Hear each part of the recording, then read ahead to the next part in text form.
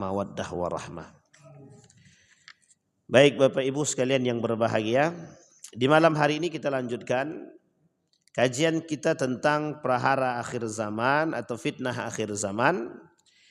Nah, pada malam hari ini ada beberapa hadis, mungkin sekitar 2 atau 3 hadis yang akan kita bacakan dan akan kita coba ambil pelajaran daripada makna hadis tersebut. Hadis yang pertama atau lanjutan daripada hadis sebelumnya tentang perkara fitnah yang akan terjadi, yang menjadi bagian daripada, kalau bahasa kita sekarang ini, ramalan Rasulullah. Seorang ulama menuliskan dalam kitab tersebut dengan judul Dzikrul Bayan bi anna du'ata ilal fitani 'inda wuqu'iha innama hum du'atun ilan nari na'udzubillahi minha.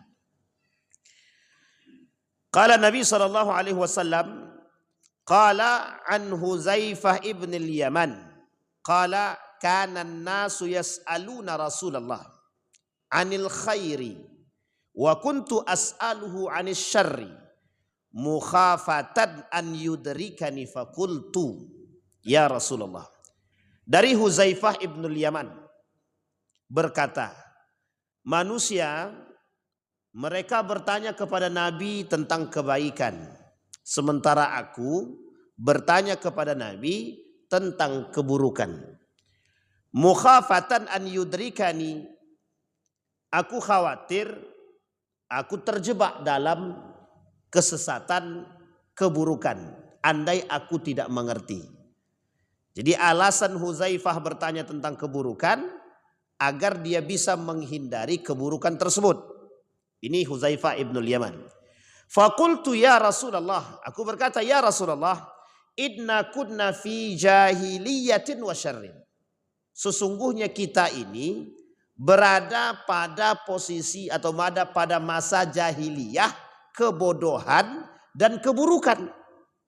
Faja'anallahu bihadzal khair. Maka kemudian Allah datangkan kita seorang nabi yang membawa kebaikan. Itu kata Huzaifah. Fahal ba'da hadzal khair syarrun. Apakah setelah kebaikan itu akan datang keburukan? Qala na'am. Nabi bilang iya. Fakultu hal ba'da dzalika syarri khairun. Kemudian Huzaifah bilang, apakah setelah keburukan itu ada kebaikan lagi? Nabi kemudian berkata, qala na'am, iya. Wa fihi dakhanun. Qultu wa ma dakhanuhu. Kemudian Huzaifah bertanya, kata Nabi, di dalamnya akan terdapat dakhanun. Apa sih dakhanun itu, kata Huzaifah kepada Nabi. Dakhanun itu dijawab sama Nabi, qala qaumun yastannuna bi ghairi sunnati wa yahduna bi ghairi hadi. Kata Nabi, mengambil atau melakukan perbuatan-perbuatan di luar daripada sunnahku, kata Nabi. Melakukan perbuatan sunnah tapi bukan dari perbuatanku, kata Nabi. Mereka anggap yang mereka buat adalah dari diriku, tapi sesungguhnya bukan dari diriku, kata Nabi. Kemudian kalimat selanjutnya wayahduna bi ghairi hadi. Mereka mencari petunjuk selain daripada petunjukku, kata Nabi. Mereka merasa mendapatkan petunjuk tapi sesungguhnya aku tidak memberikan petunjuk itu, gitu. Nanti kita jelaskan lebih. Ta'rifu minhum wa tunkar. Mereka diberikan kebaikan, mereka mengingkari, mereka tidak mengerti. Seolah-olah mereka mengerti kebaikan tapi mereka mengingkari kebaikan tersebut. Faqultu hal ba'da dzalikal khairi syarrun.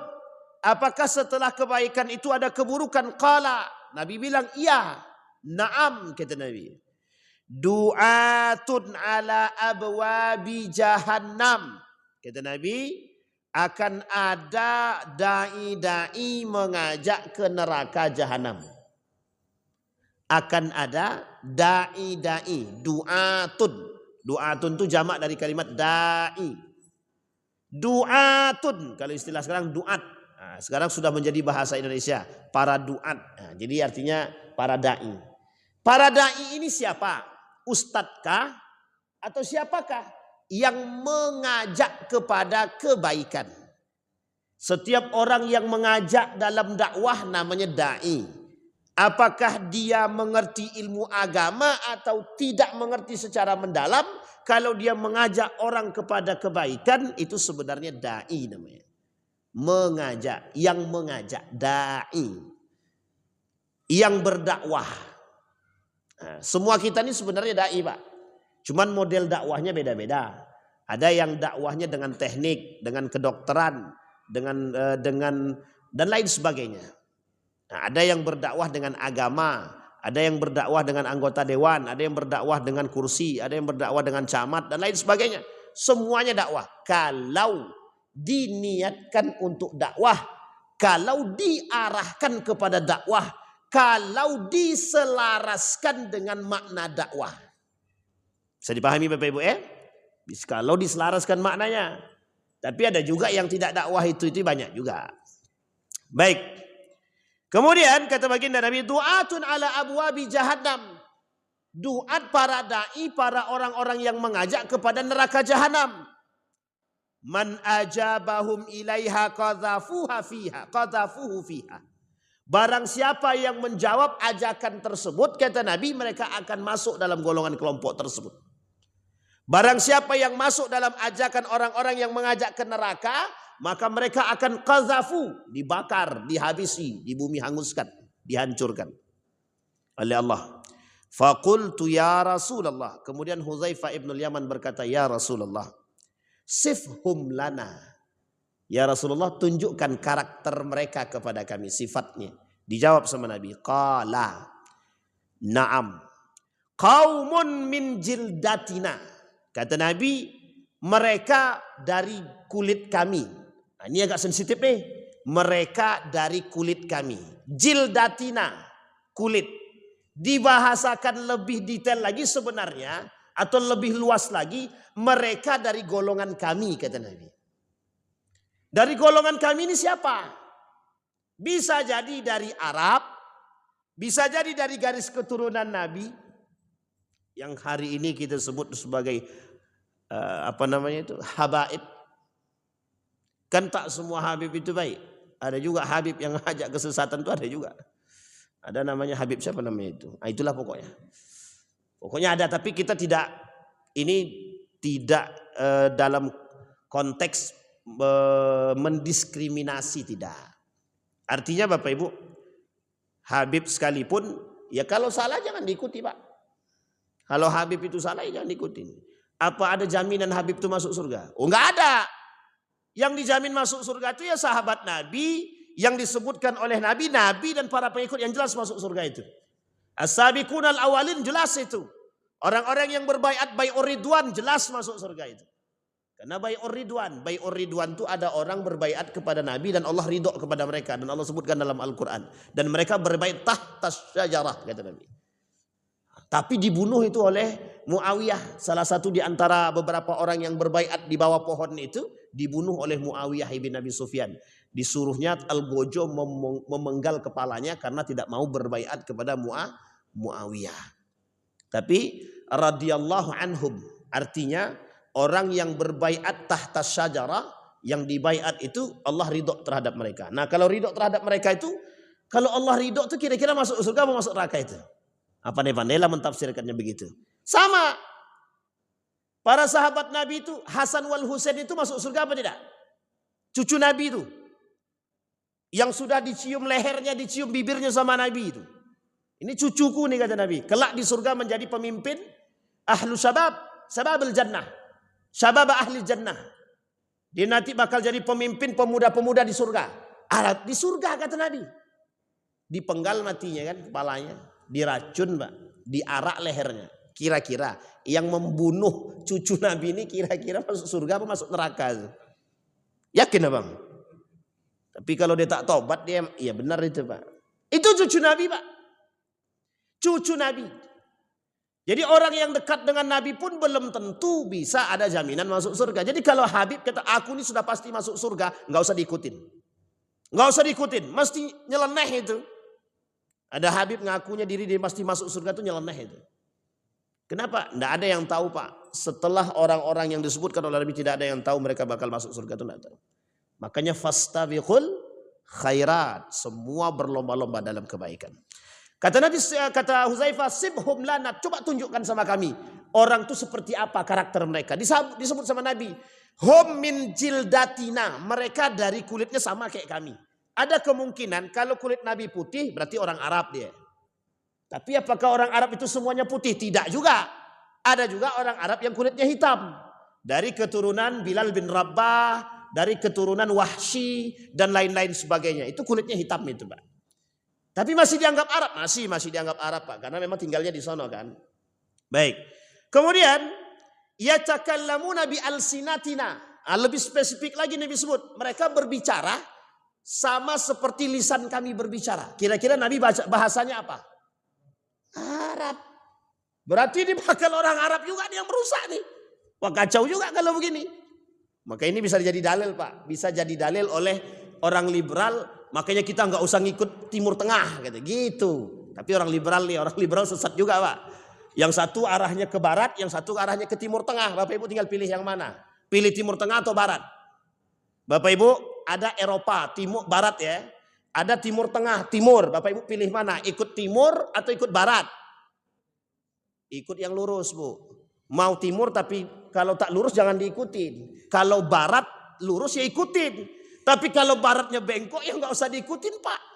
Jelas itu. Contoh, keluar dari Universitas Oxford University, Leiden University, Harvard University. Masuk pakai jilbab, keluar buka jilbab.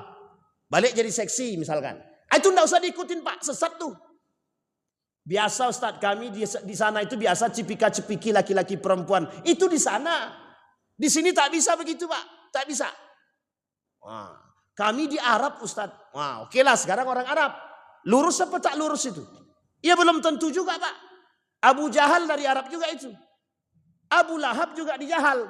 Jangan Bapak kira di Arab itu tidak ada prostitusi. Ya betul kata Buya Hamka. Kalau ditanya Buya Hamka pernah enggak nampak di Arab itu, aku di Arab ada nampak orang prostitusi. Kata Buya Hamka, aku di Eropa tak ada nampak orang yang prostitusi gitu. Ya karena yang dicari lain. Kalau nampak di Arab prostitusi berarti memang kerjaannya mencari prostitusi. Kalau Buya Hamka tak nampak orang pelaku prostitusi di Eropa karena memang Buya Hamka tak mencari. Artinya apakah di sana ada kebejatan? Ada. Karakteristik jahiliyah itu seperti apa? Ya sudah kita jelaskan dulu Pak. Biasa Pak, biduan itu joget-joget biasa. Mabuk-mabukan dulu biasa. Judi itu biasa. Dulu tapi sebelum Islam datang. Setelah Islam datang masa fatrah Nabi itu sudah jauh sekali. Sampai hari ini akan kembali lagi.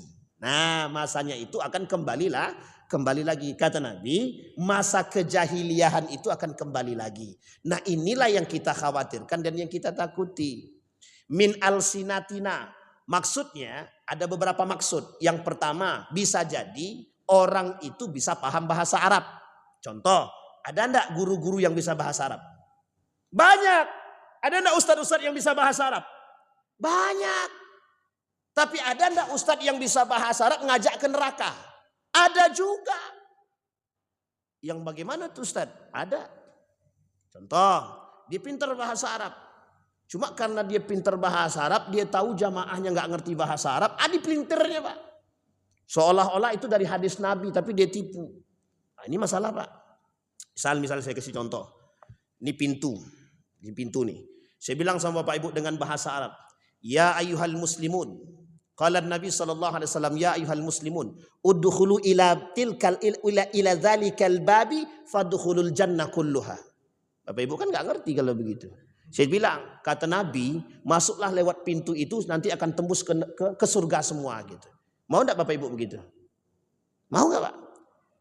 Man sajjala nafsahu wahid milyan dakhalal jannah. Kata Nabi barang siapa yang mendaftar dirinya kepada saya 1 juta masuk surga gitu. Kira-kira kalau saya bahasa Arab kan begitu dianggap bahasa Nabi, kira-kira percaya nggak Bapak Ibu? Yang nggak ngerti bahasa Arab bisa percaya nggak? Bisa, karena kita nggak ngerti bahasa Arab.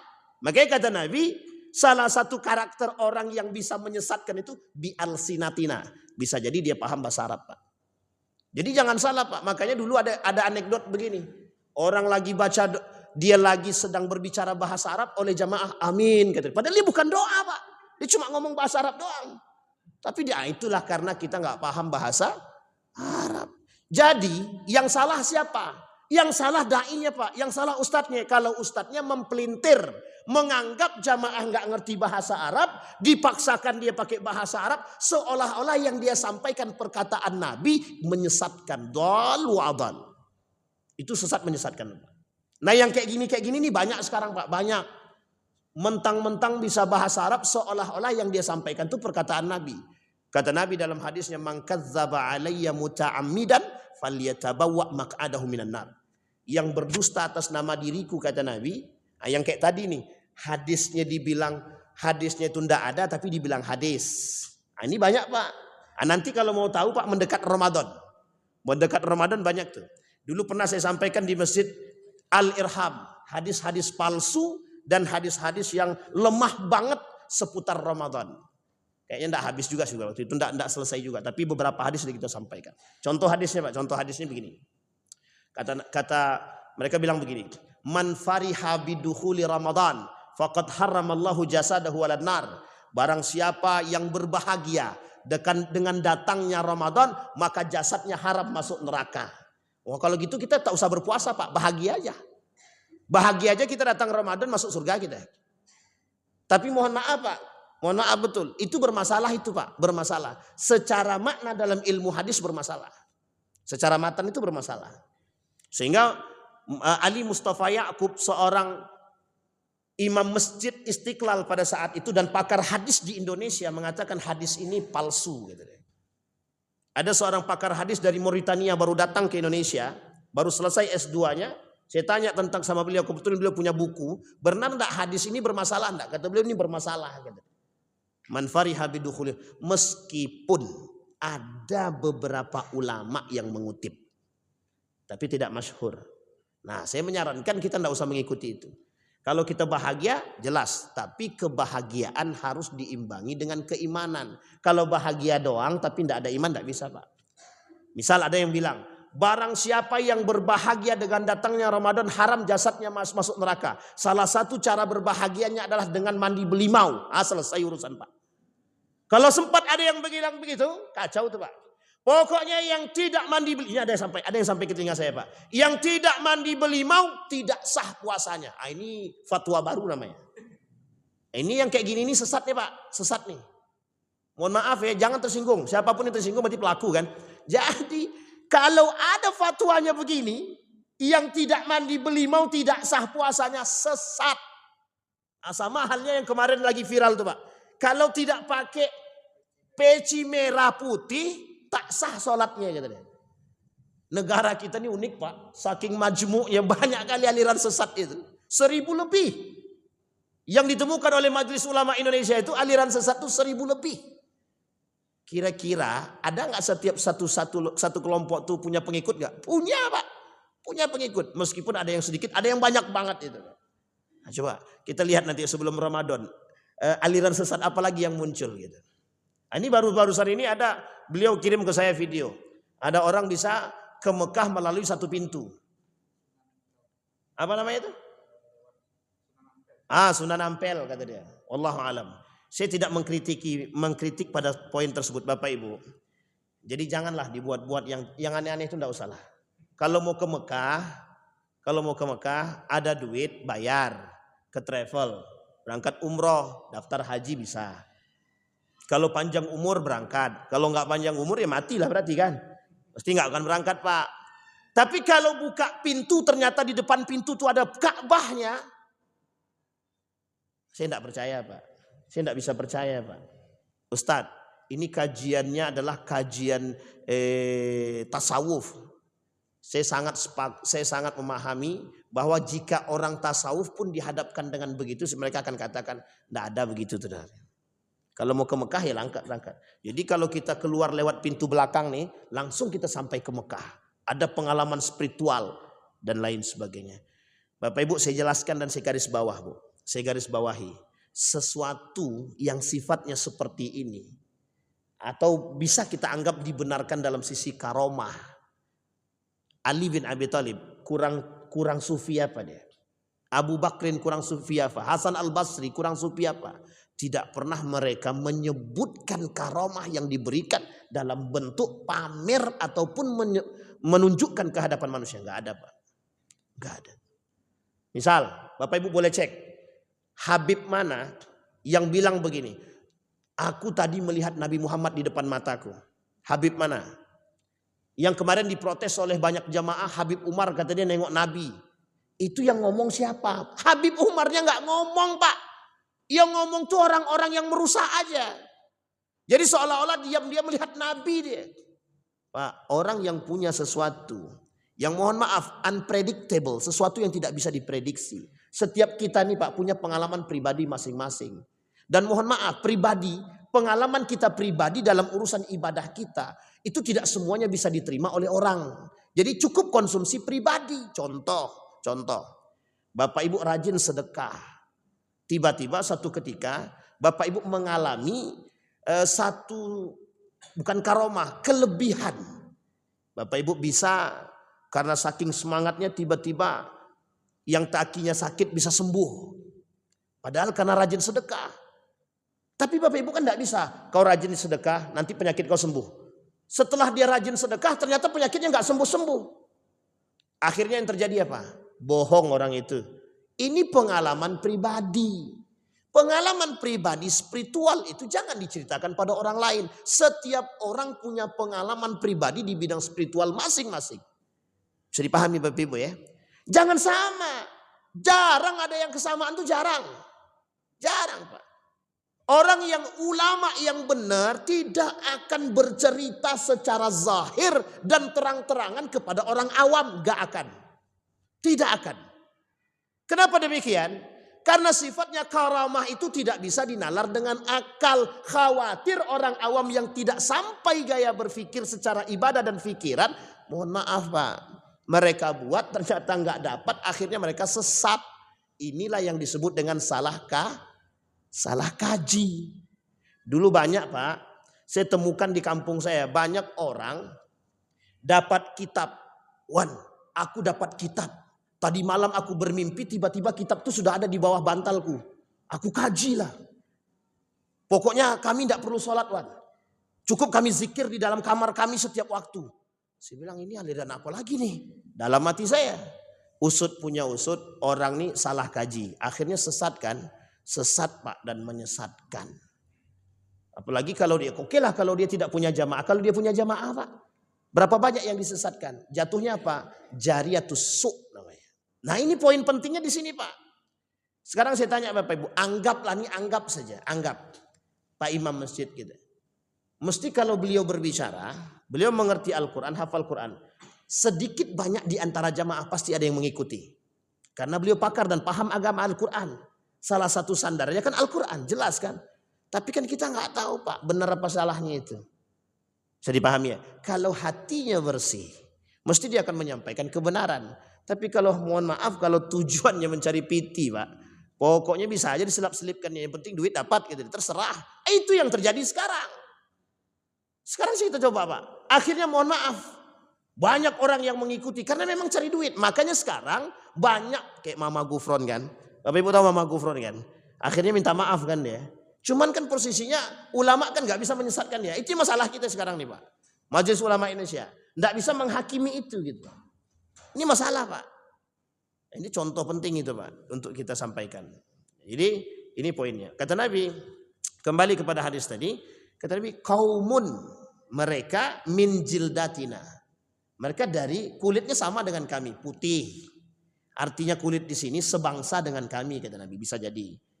Atau memang bisa jadi dari keturunan Nabi. Bisa jadi. Atau berasal dari tempat Nabi lahir. Bisa jadi. Atau berasal dari tempat Nabi wafat. Bisa jadi. Yang kedua, yatakallamuna bi alsinatina. Mereka berbicara seperti kami berbicara. Artinya kalau Nabi berbicara pakai bahasa Arab, berarti mereka pakai bahasa Arab. Pertama. Yang kedua, bisa jadi orang yang disampaikan mereka bisa jadi benar. Tapi mohon maaf bisa jadi yang disampaikannya benar tapi tujuan akhirnya lain. Contohnya ustadz yang butuh duit. Benar Pak? Makanya kata Dr. Mawardi Muhammad Saleh itu ulama itu 3. Ulama pemerintah, ulama jamaah, ulama rabbani. Yang benar yang mana? Kata Dr. Mawardi Muhammad Saleh yang benar itu yang ulama rabbani. Kalau ulama jamaah, kalau tidak dipanggil jamaah takut dia. Akhirnya apapun yang diminta dari jamaah iya. Kalau ulama pemerintah, apapun yang diminta oleh pemerintah difatwakannya. Jadi semua permintaan mau benar mau salah, kalaupun salah dicari pembenarannya. Sehingga keluarlah fatwa pembenaran, bukan kebenaran tapi pembenaran. Itulah yang disebut dengan ulama pemerintah. Namanya ulama sultan. Yang kedua tadi ulama jamaah. Kalau Ustadz Adi Hidayat lain lagi. Ulama yang kayak gini kata Ustadz Hidayat namanya ulama air pump. Kalau tidak dibayar tidak keluar ilmunya gitu deh. Jadi kalau dibayar baru keluar. Kalau tidak dibayar tidak keluar ilmunya kata Ustadz Adi Hidayat. Namanya ulama air pump gitu deh. Dan Bapak Ibu jangan salah. Imam Al-Ghazali banyak ulama yang membahas. Bukan hanya Imam Al-Ghazali. Yang tak sepakat dengan Imam Al-Ghazali tak ada masalah. Tapi banyak yang membahas. Baik dari sisi manapun. Banyak Pak yang membahas. Ada yang mengatakan ulama ur-rabbani dan ulama ud-dunya. Ada yang mengatakan ulama su. Ada yang mengatakan ulama su. Nah sekarang pertanyaannya apakah yang disebut dengan duat di sini ulama? Itu yang kemudian menjadi poin kita. Kita lihat. Betulkah bisa jadi dia bagian ulama? Bisa jadi. Sekarang saya tanya Bapak Ibu, ada enggak ulama-ulama yang goyang karena duit itu? Itu yang Bang Ardi aja yang bilang itu. Bapak Ibu, ada enggak ulama yang goyang karena duit? Enggak ada yang berani ngomong apa takut? Pasti ada Pak, ada Pak. Ada. Saya tak mau sebut lah. Nanti kalau saya sebut Bapak Ibu kaget semua. Lagian pun juga saya nggak tahu mau sebut apa gitu loh. Kalaupun ada ya saya sembunyikan mesti Pak. Ini aib bagi para orang-orang berilmu. Jadi kita nggak perlu juga sebut namanya. Tapi kata Nabi ada orang-orang yang menjual agama demi kepentingan dunia. Itu pasti ada. Apa kata Allah dalam Al-Quran? Yashtaruna bi ayati samanan qalila. Uang yang mengerti agama aja bisa korupsi Al-Quran. Al-Quran dikorupsi kan bisa. Itu Al-Quran Pak. Jangankan Al-Quran, kuota haji aja bisa. Itu ngerti agama? Ya nggak ngerti sih memang. Tapi yang Al-Quran tuh ngerti Pak. Yang korupsi Al-Quran tuh ngerti itu.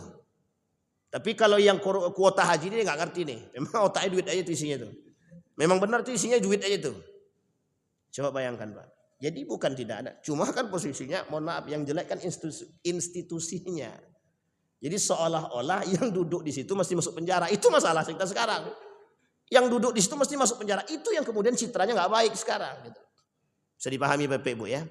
Tapi memang ladang Ustaz ya terserah. Gitu. Mau ladang kayak mau apa kayak terserah. Nah uniknya yang sekarang justru kerjasama dengan Amerika. Bayangkan Pak. Yang sekarang kerjasamanya dengan Amerika. Kerjasama pendidikan lewat Amerika. Sampai enggak gaya berpikir kita sekarang nih. Kalau Menteri Pendidikan kerjasama dengan kesana masih ada lagi sedikit memaklumi Pak. Ini selesailah urusan kita nih Pak. Menteri Agama lah kok kerjasamanya dengan Amerika itu sisi apa gitu loh. Sisi duitnya, beasiswa. Sekarang saya tanya Bapak Ibu. Apakah orang Eropa memberikan beasiswa itu murni? Tidak ada yang diminta. Enggak ada Pak. Pasti minta. Paling tidak yang diminta sekulerisme. Mensekulerkan. Itu yang diminta. Jelas Pak. Memang harapannya itu. Enggak ada yang lain harapannya. Kita kerjasama. Kan kacau tuh. Masih banyak Pak. Kuwait ada. Maroko ada. Apa enggak kerjasama dengan Maroko? Kerjasama dalam sisi apa kayak beasiswanya? Brunei Darussalam kayak atau apa kan banyak Pak. Baik kita lanjut Pak ya. Nah. Qultu ya Rasulullah, fama tara in adrakani dzalika? Bagaimana pendapatmu jika aku, kata Hudzaifah ibn Yaman, bagaimana pendapatmu jika aku bertemu dengan orang seperti itu?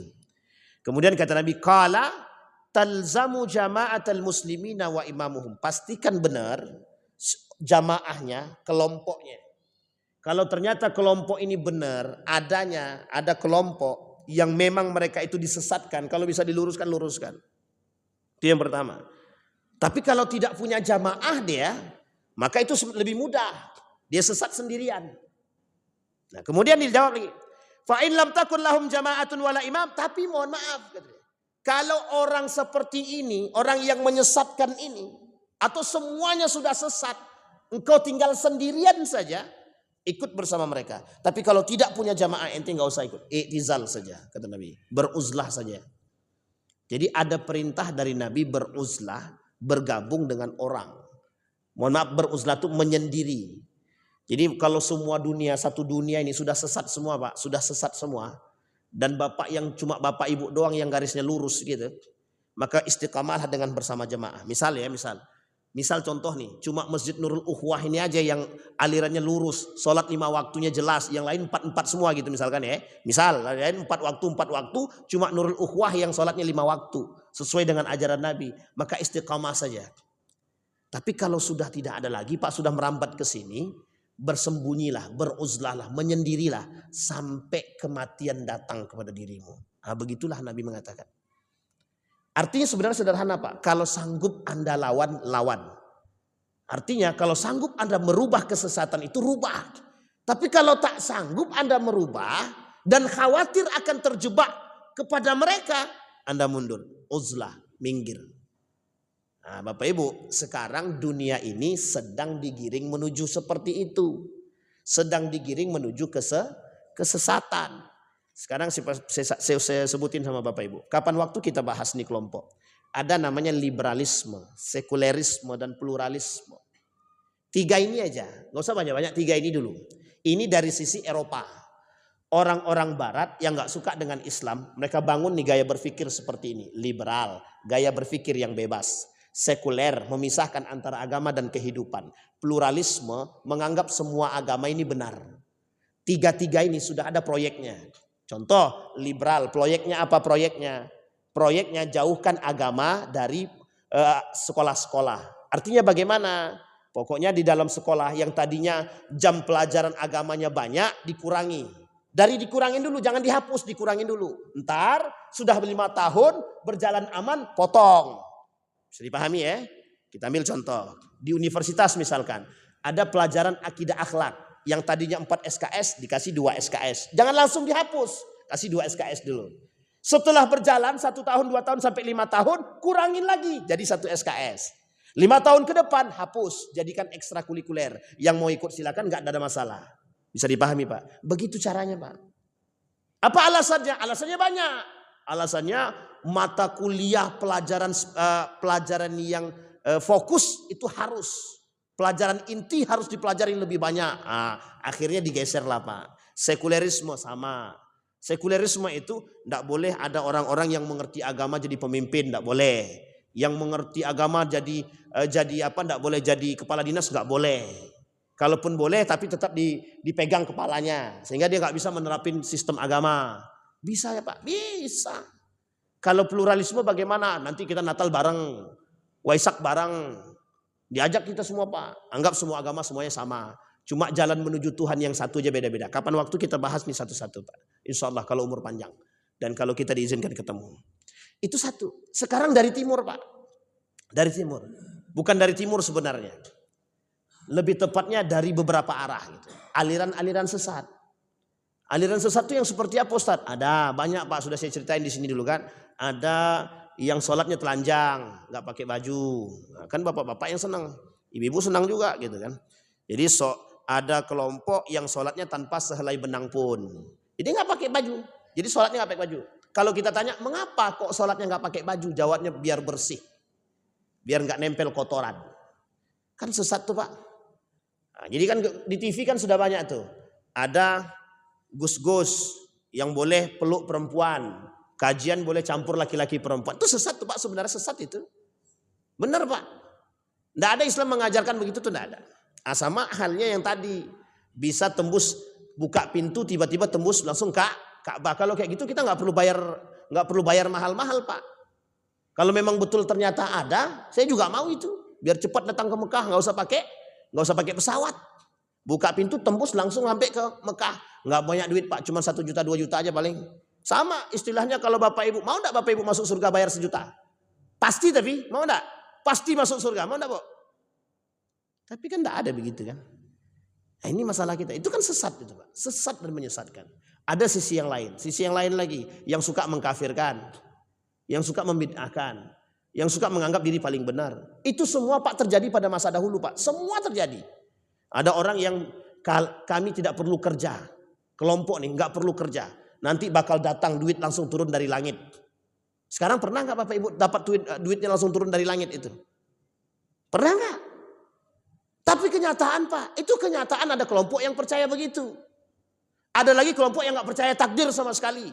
Pokoknya kerja terus, nggak perlu percaya takdir, nggak perlu sholat, nggak perlu ini. Ada kelompok yang nggak perlu sholat secara gerak cukup dalam hati. Aku sudah sholat Wan. Kapan? Tadi mengingat Allah selesai. Kacau itu Pak. Eling. Ini satu deh. Betul. Itu namanya kelompok eling namanya. Eling. Di Jawa itu ada namanya Islam kejawen. Sholat tidak itu. Tidak sholat itu. Coba bayangkan. Jadi itu yang saya sebutkan Pak. Itu baru sebagian kecil. Belum sampai 10. Ini 1000. Coba bayangkan tuh. Unik kan? Ada profesor bisa percaya dengan orang yang bisa menggandakan duit. Unik apa tidak itu? Itu profesor Pak. Nah, ini artinya dari sisi ini aliran sesat. Lah sekarang Bapak Ibu itu kan yang jelas-jelas kesesatannya. Kalau jelas kesesatannya Pak, itu aja masih banyak pengikutnya. Bagaimana yang kesesatannya belum jelas? Kita ambil contoh. Kaum-kaum yang dai-dai yang mengantarkan kepada neraka tadi. Contoh. Dai yang cinta terhadap dunia. Pengikutnya banyak? Banyak Pak. Banyak. Ada ustadz yang pamer. Rumah aku ini 50 miliar loh. Itu pamer apa tidak? Saya tanya Bapak Ibu. Saya tanya sama Bapak Ibu. Ada gak pengikutnya? Ada. Sekarang saya tanya. Kalau pengikutnya bilang begitu salah gak kira-kira? Akhirnya alasannya Ustadz itu aja kayak gitu dia.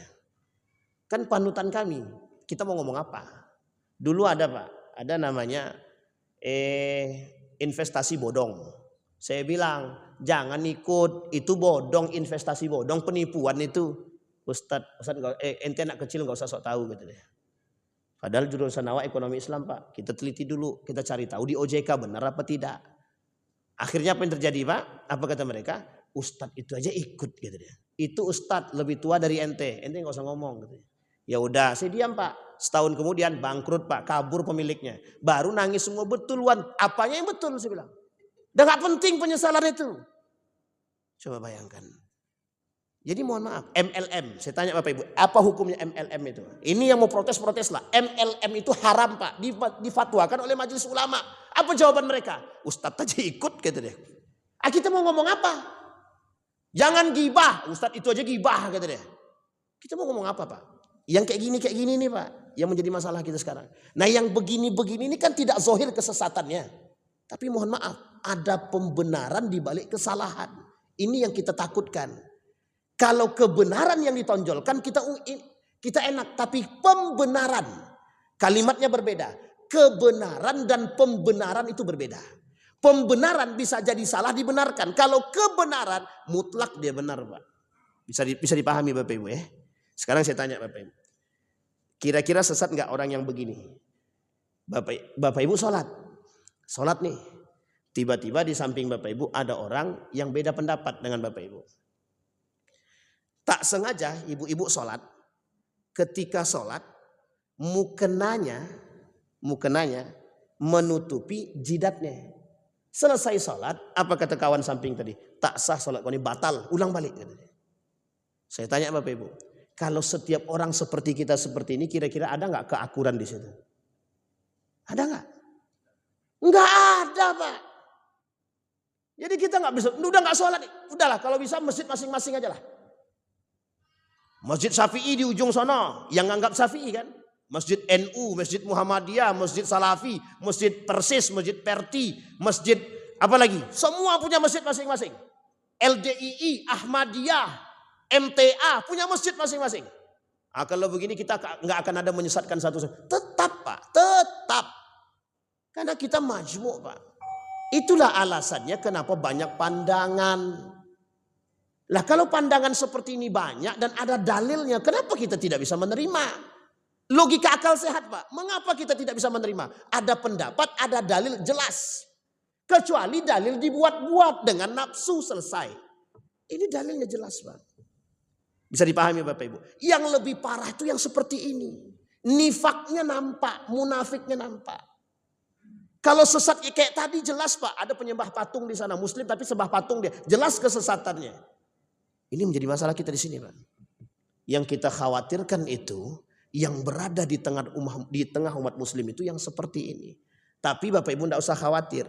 Nabi memang sudah bilang. Kata Nabi yang garis lurus itu. Ulama yang garis lurus itu. Yang baik-baik itu. Cepat matinya. Nah ini yang kita khawatirkan Pak. Cepat matinya. Yang tersisa apa?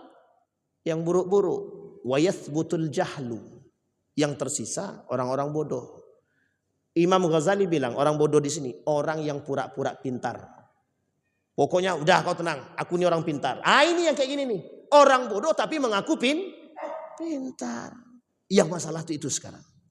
Maka hati-hati dalam mengambil ilmu atau hati-hati. Kita ini penting. Ustadz, tapi kami ini kan orang awam, tidak bisa menilai orang. Itu lebih baik sebenarnya. Tapi Bapak Ibu, hati kita nih akan selalu condong mengarahkan kepada kebaikan. Yakinlah. Itulah tujuannya menyatukan dengan iman. Maka bermunajatlah kepada Allah dengan hati yang baik. Belajarlah dengan hati yang ikhlas. Insya Allah Allah tunjukkan. Misal, ibu belajar sekarang nih. Belajar bareng kita sama-sama. Nanti di hati ibu, Ustadz tuh sesat tuh katanya. Nanti ada yang ngomong kayak gitu. Ustadz sesat Ustadz. Kalau memang betul dia mengatakan saya sesat, nanti kita duduk. Di mana letak sesat saya? Kalau memang saya sesat, kita luruskan. Penting Pak, penting. Saya tanya Bapak Ibu, ada enggak Bapak Ibu yang pernah menegur ustadz yang salah? Jujur aja.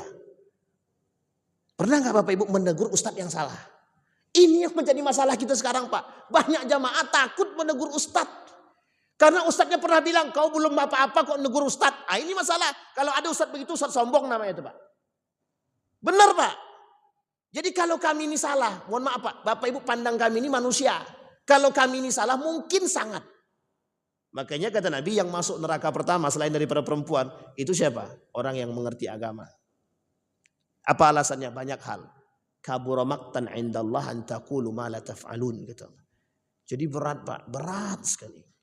Ini orang yang enggak punya iman susah. Maka kata Nabi, kata Huzaifah bin Yaman, fitnah yang paling berat itu. Sampai Nabi bilang, kata Nabi, aku tidak mengkhawatirkan kalian persoal dajjal. Yang paling dikhawatirkan Nabi itu bukan dajjal. Ulama ulama yang buruk perangainya. Yang bisa menyesatkan orang. Nanti kapan waktu kita coba membahas konsep ulama itu dalam pandangan Imam Al-Ghazali. Dan beberapa pandangan ulama yang lain seperti apa karakternya. Cuma kalau sudah tahu, ndak boleh Bapak Ibu. Ki ulama ini nggak boleh. Ustadz jangan ke sini. Ustadz tuh ulama ndak boleh Bapak Ibu, ndak boleh. Cukup panggil dia, sampaikan. Kalau sanggup kita berdiskusi sampaikan. Kalau tidak, carilah Ustadz yang mohon maaf, misal Dr. Mustafa Umar, diskusi dengan beliau. Ustadz, menurut kami pandangan beliau ini begini. Biar beliau yang menyampaikan. Karena masih ada orang alim. Fauqa dhi ilmin alim. Masih ada orang alim di atas orang berilmu. Insya Allah. Insya Allah Bapak Ibu kita masih dijaga oleh Allah. Dan insya Allah masih banyak ulama-ulama garis lurus di sisi kita. Yang bisa kita ambil ilmunya dengan baik dan benar. Insya Allah. Saya dengar Ustadz Dr. Mawardi Muhammad Saleh ada ngisi ceramah di masjidnya Al-Irham. Kalau bisa belajarlah. Kalau bisa buka sesi tanya jawab sepanjang mungkin, insya Allah. Saya tidak mengatakan beliau itu bersih suci tidak. Tapi insya Allah sejauh yang kita pandang mudah-mudahan kita bisa mengambil ilmu yang baik. Ada beberapa ulama yang lain tidak hanya Dr. Mawardi Muhammad Saleh, tapi masih ada ulama-ulama yang lain yang kita pandang baik ilmunya ambil. Yang nggak baik tinggalkan Pak. Mudah-mudahan ada manfaat bagi kita semua. Mudah-mudahan bisa menjadi penjagaan bagi kita. Mudah-mudahan kita husnul khatimah. Fa'tabiru ya ulil absar la'allakum tuflihun. Assalamualaikum warahmatullahi wabarakatuh.